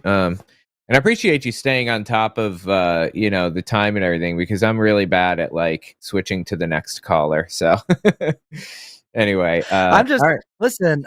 I am having fun just thinking about the idea of like interdimensional, wormhole traveling species somewhere having conversations where they're like, we're not gods. And it's like, well, but if you think about the definition of the word God, it could just mean anything that's more, like just some having the exact same conversation. And it's like, okay, cool. Well, if we're going to fully redefine the colloquial, typical, understanding of what we mean when we're talking about God on this show, then we're going to have an entirely different conversation, which I don't know, for me is kind of fun sometimes because it just gives us a break from yelling, from the typical. Yeah, that makes sense. All right. Well, let's hit the next one if you're ready. Let's see. Yeah. Next one is Alan, they from Georgia, an atheist. What do you got for us? Hey, how's it going, guys? Going well. I'm calling. I'm an atheist. I kind of hit hard times during the pandemic and joined a church with my mom. I became the youth pastor, and I run the AV and the Facebook. I did, yes. And I run the AV equipment and the social medias and. Interesting. Even though you're a youth pastor, what kind of made you make that choice? Well, I originally, started going to the church, for my mom. She was kind of lonely during the pandemic. I kind of joined and started teaching because, it's a, non-denominational church, heavily evangelical, kind of gross people. Yeah. And I joined to kind of teaching the kids something, a little better than what they were exposed to. I would only see them like an hour a week. So. Yeah, absolutely. That makes sense. And, I lost my mom early this year. I'm so sorry. Yeah. Thank you. My sibling and I are just kind of ready to shove them away, but, kind of doing that is kind of hard. We're so entrenched. Yeah. So you're still going to the same church that you went to with your mom, is what you were saying? Yes. Oh, yeah, we are. And he's very zealous about keeping us. We missed a week for my sibling's birthday, and that was a whole thing, yeah. Yeah, that's rough. The reason we're kind of scared to pull away, I'm sorry, just you're okay, go ahead. To pull away is because he's very close with the sheriff. And sheriff is let's just say the FBI is down here right now. We're just a little nervous about leaving. That makes sense. You said it's an evangelical, like an extremist type of thing? Oh yeah. Super evangelical. Still Dungeons and Dragons is demonic. Pokemon is demonic. Trans people are demonic. Wow. You know, God, that's rough. I would say maybe come up with a plan to try to get away from it if you can. Like, come up with some way to do it that would look inconspicuous, like not come out as a non-believer. I'm just spitballing, but come out as like an even deeper believer and tell them like you found an even crazier church or something. I don't know. That's rough. Being part of like the youth league makes things even harder, and the AV team and everything. What do you think? What's the plan? Do you have any ideas right now? Well, you know, we're getting through the court process of getting the house in our name, and then we're going to sell it, and then, you know, move. That would be a hard cutoff, but that's, you know, 6 months from now. Unfortunately, Alan, the situation you're in is incredibly common. This is what a lot of churches do, and it's the way that they retain membership, is that they sort of make you dependent on the church for your well-being, and it makes it really, really hard to, you know, get yourself out of a situation like that. You know what I mean? Like, again, the church I was raised in, I was raised Mormon, and there's sort of this rubric for how you should live your life. And I've witnessed this in a lot of evangelical circles too, where they tell people to marry young and to start having kids young. And we were talking about 19, 20-year-old, 21-year-old kids. And I don't know many 19-year-olds and 20-year-olds who are set up to start like rearing a family. And what happens is they say, like, do this and you will be blessed and we will take care of you. And what happens is you have all of these like young families who become really, really reliant on the community of the church to help raise their kids.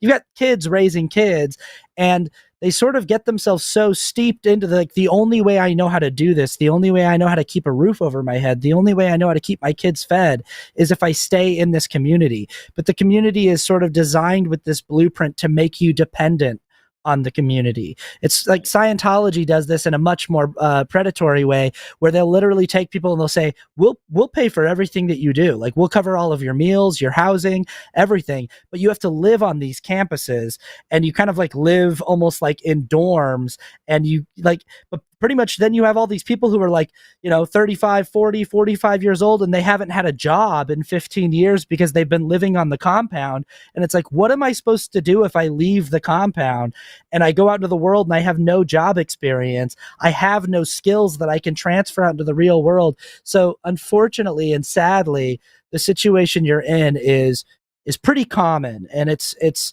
one of the key ways that churches go about retaining membership, is they have all of these predatory ways of intentionally making you reliant and dependent on the church.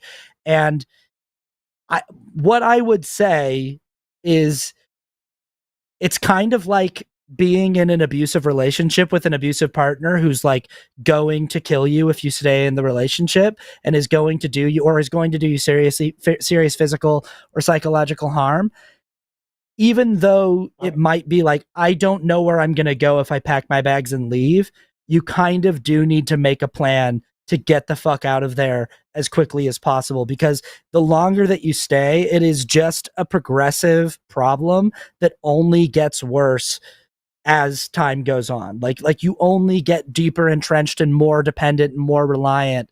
And the fact that you're aware that there's a problem, that there's this kind of conflict between maybe your source of income and your community support and your actual belief system, is a problem that a lot of people have been in before. A lot of people have been right where you're at right now.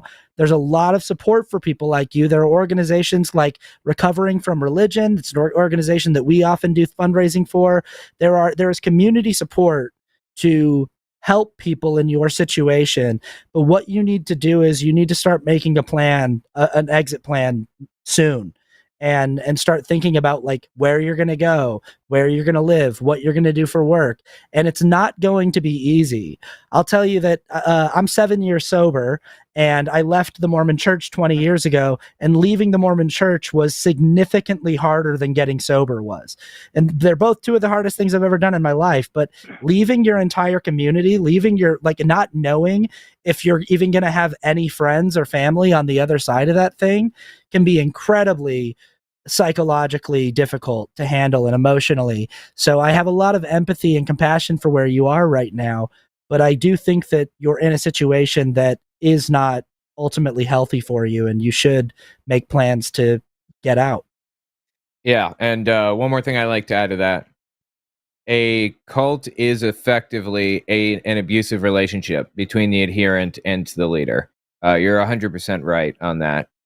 And you might have to get a little bit sneaky with how you get out, in all seriousness. With Jehovah's Witnesses, they would do this thing called fading, where they would tell the group that they were moving to a different congregation and ask them to transfer their publisher's card there. And then they'd show their face at the new one once, not long enough for them to like memorize the face and recognize you out in public, and then just never show up again. Getting sneaky like that may be what you have to do. Tell them that there's another church, fellow believers that you want to go to, that you want to whatever.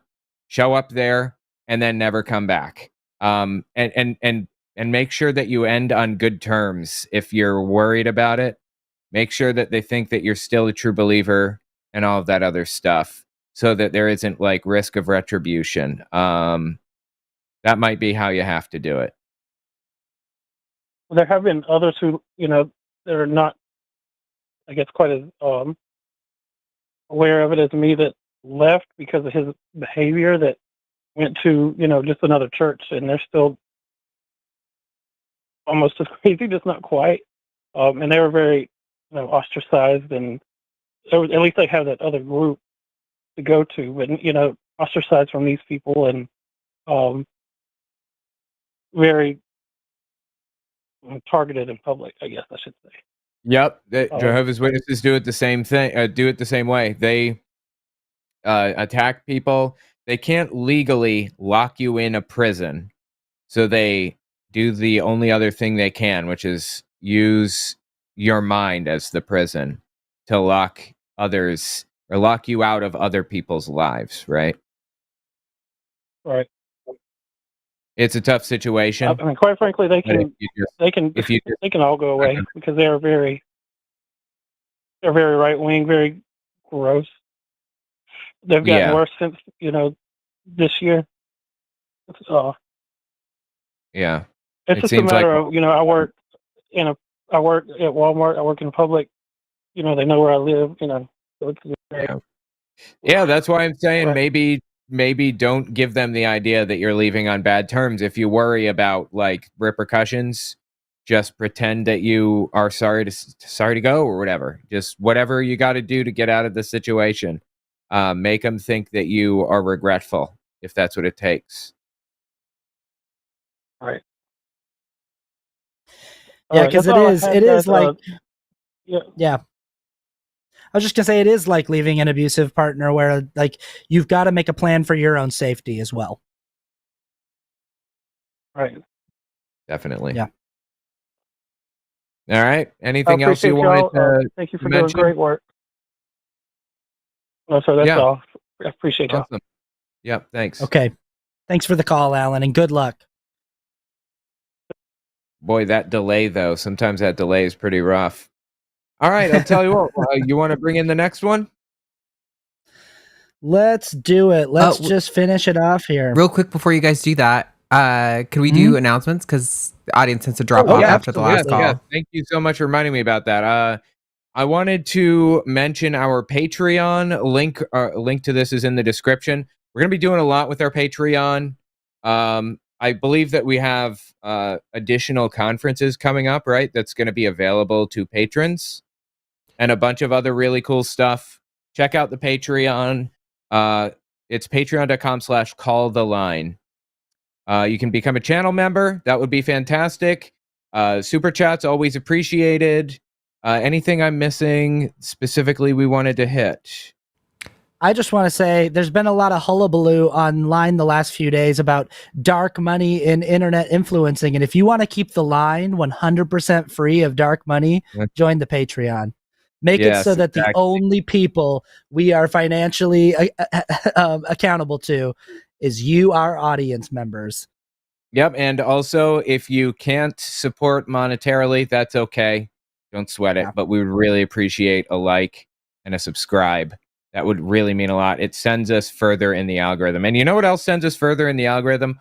Watching for longer. Like the algorithm calculates how far a video is going to go based on the amount of time a video is watched. So increase the watch time for us. That would be really cool. All right. Well, are we good to hit the next one then? Awesome. Let's bring in Jeremiah. He, him from Texas.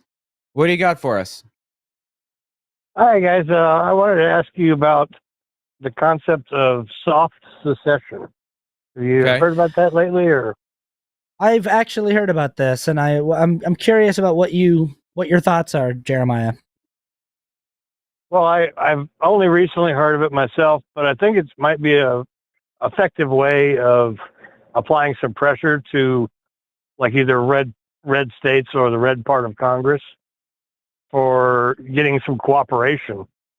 Because I've really always been kind of annoyed by the fact that the blue states put in most of the money, and most of the people who are like user states are the red states. And I think this might be an effective way of working against that, but I'm not sure how well it will go over. Yeah, it seems like soft secession, for the audience, if they are unaware, is where the states just stop paying the federal government money anymore. And I think that what would probably happen is it would be interpreted as an escalation by the nutcase sitting in the position at this moment, as it would be an escalation, of course. And he would use that opportunity to go even further down dictator road if he isn't already as far as he can be. But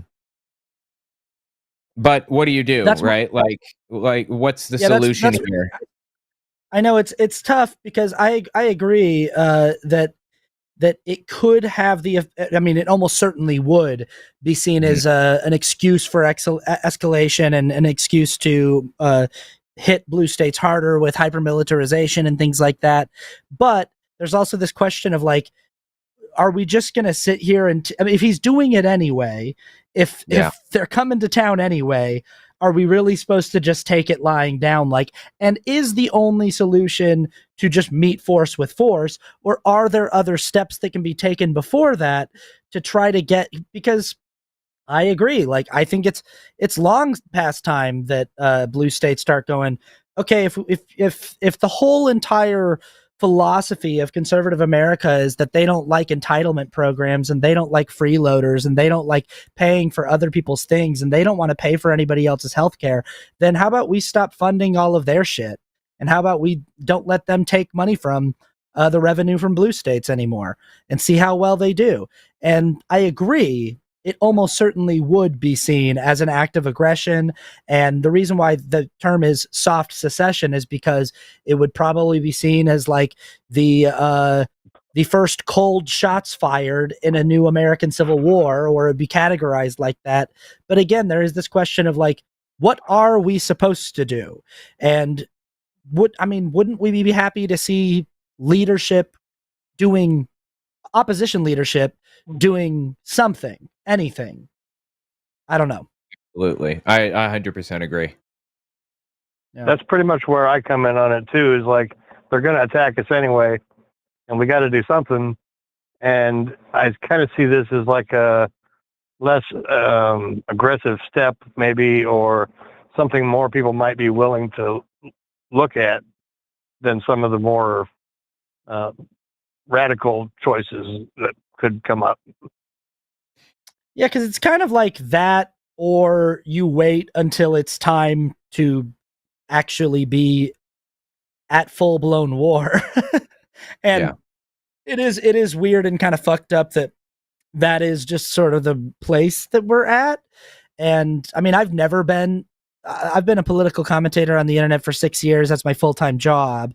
And I've never been like an alarmist of like, oh, civil war's around the corner until this year, until 2025, where I've been like, well, when you've got concentration camps and concentration camp merch, and you've got everything that, I mean, just basically the totality of everything that we've seen over the last 8 months, it's hard not to feel like the writing is very clearly on the wall.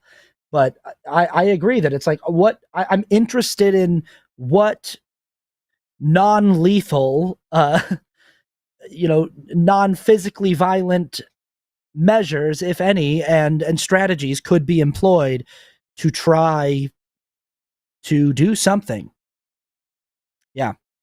I mean, I think you hit the nail right on the head with the part about them not being for what do you call the supporting of people with funding and the handout states and everything. Entitlements, that they're trying to go against.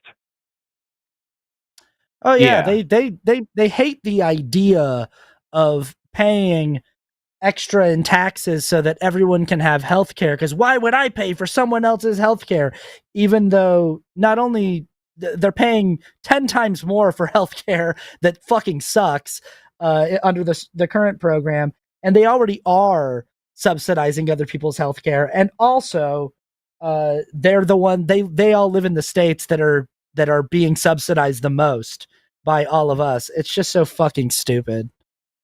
Yeah, and it's deeply disturbing. Like, I remember kind of laughing at Tim Pool or whoever because he was so obsessed with the possibility of a civil war. But you know why that was at the time?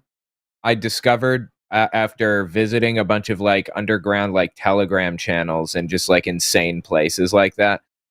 He was obsessed with civil war because the far right was obsessed with it and were like actually ready to actually really go to war.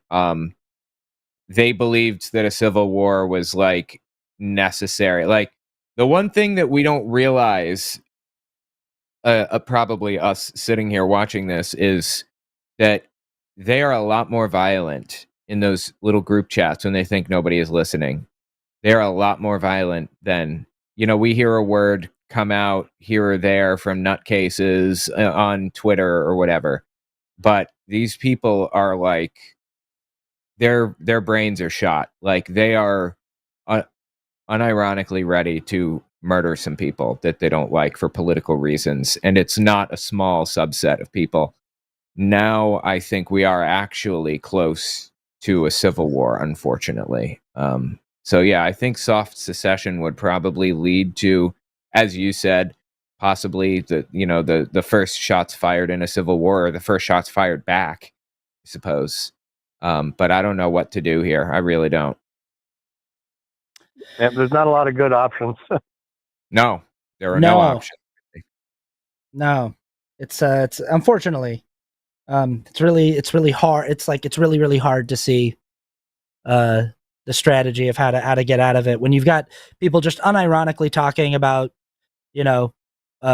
third terms and just sort of forever presidents, and just seizing. There's absolutely no separation of power. There's no checks and balances. Just everything, all of the foundational kind of infrastructural tools that have kept our very, very fragile system in play as long as it has been are rapidly being eroded. And it's really hard to see how things can continue on as they always have. Yeah, and well, I appreciate. I'm sorry. Go ahead.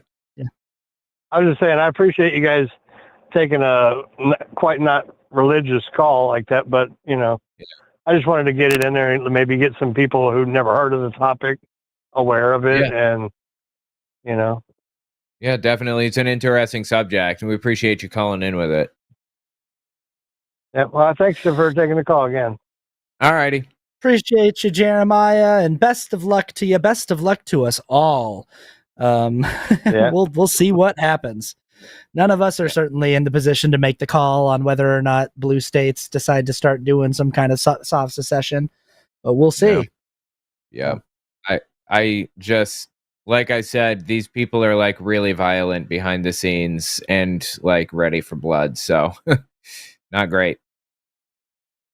But anyway, all right. Well, I'll tell you what, guys, thank you so much for calling in. I really appreciate it. I don't think I can view the super chats. I would love to read them, but I don't think I have access to that. Maybe I can figure that out for next time. But yeah, don't forget, check out the Patreon. We have LineCon and a whole bunch of other cool stuff happening on there.